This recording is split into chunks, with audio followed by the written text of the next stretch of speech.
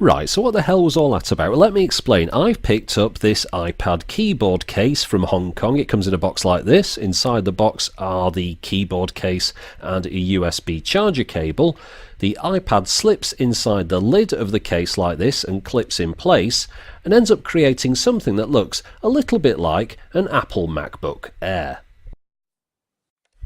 The keyboard operates in much the same way as any other Apple iPad Bluetooth keyboard case. The first thing you have to do is to sync it to the iPad by holding down the Bluetooth button and then typing the code that appears on the screen into the keyboard and pressing enter, and then it's synced. The keyboard layout will be familiar to anyone that's used an Apple keyboard in the past, although it does have some additional buttons at the top which operate functions on the iPad. I'll just show you those now.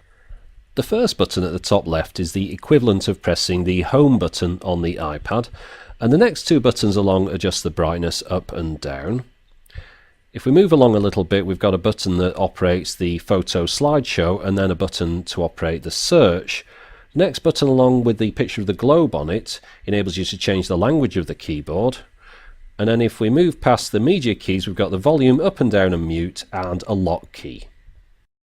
One additional function alluded to on the back of the box is at number 6 here, DC out 5 volts 2 amps, and what that does is the internal battery inside the keyboard enables you to charge your iPad by flipping this second switch, which then sends power out and charges it up using the usual lead.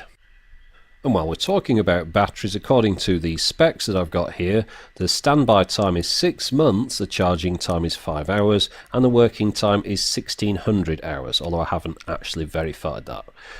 So overall then, this looks pretty good. It's got the cutouts for the various different ports and sockets and switches that adorn the iPad.